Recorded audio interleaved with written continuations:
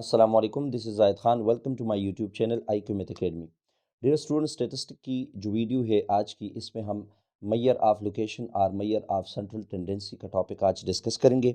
तो सबसे पहले हम बात करते हैं कि what is Maihar of location. इसके डेफिनेशन की तरफ जाते हैं। मैं पहले से बोर्ड पे लिखा हुआ है। So let's start. A single value would condense the information contained in the data set into a typical value and would allow you to compare this data set with another one. Such a value is known as central measure of central tendency or measure of location, और in everyday language में हम इसको simply average भी कहते हैं, इस measure of central tendency को। ठीक है, अब इस डेफिनेशन का मतलब क्या है? मेजर ऑफ सेंट्रल टेंडेंसी और मेजर ऑफ लोकेशन होती क्या चीज़ है? एक ऐसी सिंगल टिपिकल वैल्यू जो पूरी डेटा सेट की, जो डेटा सेट आपके पास है, फॉर एग्जांपल यहाँ देखिए, ये हमारे पास एक डेटा सेट है 49, 56, 55, 68, 61, 57, 61, 52 एंड 63। सपोज ये स्टैटिस्टिक की क्लास लेने की डिफरेंट डे के ऊपर हमने जो स्टैटिस्टिक क्लास ली है उसको इन मिनट्स 49 मिनट्स का लिया है, रफली डेटा हमने इकट्ठा किया है।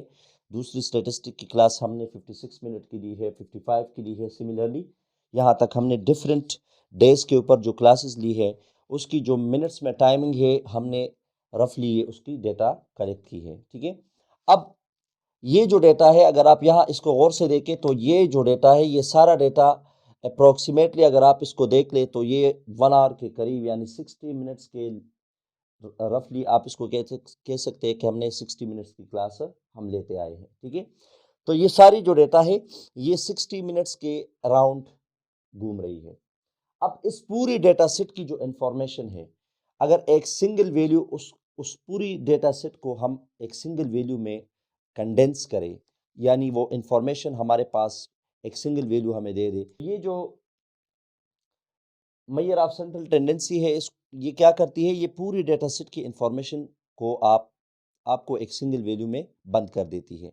वहाँ से आपको यूज़फुल इंफॉर्मेशन मिल जाती है। ठीक है, और फिर वही जो दो टाइप्स के डिफरेंट डेटा सेट्स आपके पास हो, जैसे कि ये है कोई और डेटा सेट आपके पास है, उन दो डेटा सेट को हम कंपेयर कर सकते हैं कि ये जो डेटा सेट है ये आपस में क्या है, इस ये सिमिलर है, एक जैसी है या नहीं है। ठीक है, तो हम कंपैरिजन के लिए भी आप मेजर ऑफ सेंट्रल टेंडेंसी को यूज़ कर सकते हैं। सो इस के हमारे पास जो कॉमन टाइप्स है मेजर ऑफ सेंट्रल टेंडेंसी के, जो मोस्ट कॉमन है वो कौन से हैं? Arithmetic mean, geometric mean, harmonic mean, median and mod. ये 5 टाइप्स मोस्ट कॉमनली हम यूज़ करते आए हैं, लेकिन हमारा जो फोकस है इस कोर्स में वो हम करेंगे अर्थमेटिक मीन के ऊपर। बाकी जो मीन्स है उसको हम ज़्यादा डिटेल में डिस्कस नहीं करेंगे। ठीक है, so what is arithmetic mean? Arithmetic mean क्या है? The mean x bar of a data set of n values is given by x bar shows mean of the data set. ठीक है, और x1, x2, x3 up to xn, these are the data values जो कि हमारे पास यहाँ पे क्या है, in the form of 49, 56, 55, 68, 61।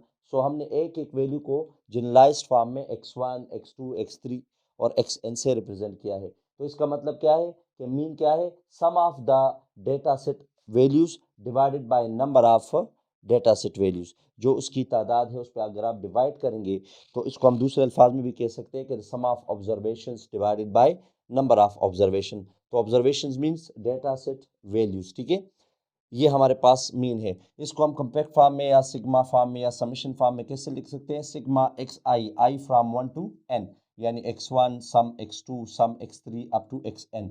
इसको हम इस फॉर्म में लिख सकते हैं। ये जो मीन है, जो जब हमारे पास डेटा वैल्यूज सिंगल वैल्यू हो, इंडिविजुअल वैल्यूज हो। ठीक है, for frequency distribution, frequency distribution के लिए मीन का फार्मूला क्या बनेगा? X bar equals to x1 multiply f1, x2 multiply f2, similarly plus xn multiply fn और divided by f1 plus f2 plus f3 plus fn। अब यहाँ पे f क्या है? f फ्रीक्वेंसी को रिप्रेजेंट करता है। फ्रीक्वेंसी क्या है? नंबर ऑफ टाइम्स कोई डेटा है वो रिपीट होती है। फॉर एग्जांपल मैं यहाँ पे आपको एक्सप्लेन कर देता हूँ। मिसाल के तौर पर मेरे पास 0 0 0 1 1 2 3 4 है, ये एक डेटा है। अब इसकी फ्रीक्वेंसी, अगर मैं इसकी फ्रीक्वेंसी डिस्ट्रीब्यूशन लिखना चाहता हूँ तो उसको मैं कैसे लिखूंगा? इसको मैं लिख सकता हूँ, देखिए 0 है, ये x हो गया xi, और 0 कितने टाइम्स रिपीट हुआ है? 1 2 3 टाइम्स, तो इसकी फ्रीक्वेंसी क्या होगी? 3। ठीक है, 1 है, 1 कितने टाइम आया है? 2 टाइम्स, तो इसकी फ्रीक्वेंसी क्या होगी? 2। 3 है, कितने टाइम आए? 1 टाइम। 4 कितने टाइम आया है? 3 टाइम। तो दिस इज फ्रीक्वेंसी। अगर आप इन फ्रीक्वेंसीज को ऐड करेंगे तो नंबर ऑफ डेटा क्या है? 1 2 3 4 5 6 7 8 9 10, ये हमारे पास 10 है। तो समीशन एफ हमारे पास क्या होगा? नंबर ऑफ डेटा पॉइंट्स इसके बराबर आएगा। अब देखो, इसको सम कर देते हैं। 3 + 2 5 6, 6 + 3 9, ठीक है, तो ये हमारे पास 9 आए, और इसको गिन लो 1 2 3 4 5 6 7 8 9 10। तो मैंने कहाँ पे गलती की है? 0 3 टाइम्स, हाँ 2 मैंने नहीं लिखा। देखो 2 हमारे पास है 2, और ये 3 और ये 4, तो 2 कितने टाइम्स है? 1 टाइम, और 3 कितने टाइम्स है? वो भी 1 टाइम, और ये 3 टाइम। इनको गिन ले तो ये क्या होगा? Summation f is equal to 10। ठीक है, तो अब आपके पास लार्ज डेटा सेट है, या ऐसा डेटा सेट है जिसमें आपके पास डेटा वैल्यू से रिपीट हो रही हो, तो जितने टाइम्स वो रिपीट होती है वो उस वैल्यू की फ्रीक्वेंसी कहलाती है। तो यहाँ पर हमने फार्मूलों को रिशफल किया है, इसको थोड़ा सा चेंज आपके पास आएगा। बल्कि ये क्या है? समीशन एफ, इसको हम समीशन एफ फॉर्म में लिख सकते हैं, और ये समीशन की फॉर्म में क्या लिखेंगे? X i multiply f i from 1 to n। X one f one आएगा, अगर 1 f2 x2 आएगा, और इसको सम करेंगे तो ये हमारे पास फ्रीक्वेंसी डिस्ट्रीब्यूशन का फार्मूला बनेगा। अब फ्रीक्वेंसी डिस्ट्रीब्यूशन 2 टाइप्स की होती है, एक डिस्क्रीट डेटा होता है, और एक हमारे पास क्या होगा? एक डिस्क्रीट होता है, डिस्क्रीट डेटा, और दूसरा हमारे पास कंटिन्यूस डेटा होता है। तो कंटिन्यूस और डिस्क्रीट डेटा में क्या फ़र्क है? Continuous data in the form of group होता है, जमा ग्रुप होता है, ठीक है। डिस्क्रीट डेटा क्या है? ये जो डेटा हमने लिखा है दिस इज डिस्क्रीट, यहाँ पे ग्रुपिंग नहीं है, आपने इसको ग्रुप फॉर्म में नहीं लिखा, बल्कि इंडिविजुअल डेटा है, लेकिन डिस्ट्रीब्यूशन क्या है? इसमें रिपीटिशन आई है, तो हमने in the form of frequency इसको रिप्रेजेंट कर सकते हैं, ये जो डेटा है। तो this kind of data is known as a discrete data. और अगर ये in the form of group हो, फॉर एग्जांपल मैं लिख लूँ 0 से 4, फिर 5 से 10, फिर 11 से 15, तो इसकी जो फ्रीक्वेंसीज यहाँ पे लिखे, और ये in the form of group है, तो ये जो आपके पास आएगा दिस काइंड ऑफ डेटा। अब इसको कंटिन्यूस डेटा में हम रिप्रेजेंट करेंगे, ठीक है। सो इसके ऊपर एक एग्जांपल करते हैं कि हम कैसे इसका मीन फाइंड करेंगे, डेटा सेट का अर्थमेटिक मीन। अच्छा, यहाँ देखें, गिवन डेटा, ये हमने डेटा लिया है, इसका मीन फाइंड करना है। चूंकि ये इंडिविजुअल डेटा है, इसमें कोई फ्रीक्वेंसी इन्वॉल्व नहीं है, तो हमारे पास कौन सा फार्मूला यूज होगा? Sum of observation divided by number of observations. Since x bar किसके बराबर है? Sum of observations divided by number of observation. यहाँ पर n क्या होगा? Here n is equal to, गिन लो इसको, 1 2 3 4 5 6 7 8 9, n इज इक्वल टू 9, ठीक है। और इसको हम लिख सकते हैं x bar is equal to, इस इन सब का सम लेंगे, 56 + 55 + 68 + 61 + 55, और प्लस 61 + 52 + 63 होल डिवाइडेड बाय 9 है, 9 कर दे। एक्स बार, इन सबको अगर हम प्लस करेंगे तो ये हमारे पास बनेगा 522 डिवाइडेड बाय 9। मज़ीद इसको डिवाइड कर देते हैं, तो जब डिवाइड करेंगे तो ये अप्रोक्सीमेटली 58, क्योंकि हमने इस यूनिट हम लिखेंगे, इसका डेटा हमारे पास हमने लिखा था इन मिनट्स। मैंने कहा था कि क्लास का डेटा हमने लिया है मिनट्स में, तो ये हम यूनिट भी, आप अगर आप इसको यूनिट दिया है तो आप इसको इन द फॉर्म ऑफ मिनट्स इसका आंसर लिख लें। तो जो डेटा का एवरेज है वो हमारे पास कौन सा कितना आया है? 58, ठीक है। तो 58 पूरी डेटा को रिप्रेजेंट कर रहा है। एग्जांपल नंबर 2, मैंने एक एग्जांपल यहाँ पे ऑलरेडी लिखा है यहाँ देखें, इसको सॉल्व करते हैं। इस डेटा को अगर आप देख ले तो यहाँ पे इंडिविजुअल वैल्यूज गिवन है, ग्रुप फॉर्म में नहीं है, और उनकी फ्रीक्वेंसीज कॉरेस्पॉन्डिंग फ्रीक्वेंसीज गिवन है। इसका मतलब क्या है कि ये जो डेटा है ये हमारे पास कौन सा है? डिस्क्रीट डेटा, ठीक है। इस टाइप की डेटा को हम डिस्क्रीट डेटा कहते हैं, जहाँ पे आपको इंडिविजुअल वैल्यूज़ गिवन हो और उसके कारस्पॉन्डिंग फ्रिक्वेंसीज गिवन हो। इसका मतलब ज़ीरो जो है वो इस डेटा में 36 टाइम ज़ीरो आया हुआ है। उसके बाद फिर वन की बारी शुरू होती है। जब आप वन लिखेंगे तो 94 बार one one one one one one 94 times. Two को आप लिखेंगे तो 48 टाइम्स आप टू लिखेंगे, two two two two two up to 48 times. ठीक है, सिमिलरली ये सारी वैल्यूज। सो यहाँ देखिए, इस किस्म का जो डेटा है यहाँ पे फ्रिक्वेंसी इन्वॉल्व है, तो फ्रिक्वेंसी डिस्ट्रीब्यूशन के लिए चाहे वो ग्रुप डेटा हो या डिस्क्रीट हो, दोनों फॉर्म में एक ही फ्रिक्वेंसी एक ही फार्मूला है। तो यहाँ पे हम इसको अरेंज थोड़ा सा लिख लेते हैं। एक्स, इसको हम लिख लेते हैं, एक्स से रिप्रेजेंट करते हैं पूरा। ये हमारे पास फ्रीक्वेंसी है तो एफ आई से करते हैं। ये हो जाएगा 0 1 2 3 4 5 और 6। ठीक है, इसकी कारस्पॉन्डिंग फ्रीक्वेंसीज क्या है? 36, 94, 48। ठीक है, और ये 15, ये 7, ये 3 और ये 1। अब हमें फार्मूले में क्या चाहिए था? समेशन यानी sum of x multiply by f चाहिए। तो हम यहाँ पे लिख लेंगे एक्स आई एफ आई। इनको मल्टीप्लाई करें, 0 मल्टीप्लाई 36 0 आ जाएगा, 1 मल्टीप्लाई 94 से 94 आ जाएगा, 2 मल्टीप्लाई 48 से 96 आ जाएगा, 3 मल्टीप्लाई 15 से क्या आएगा?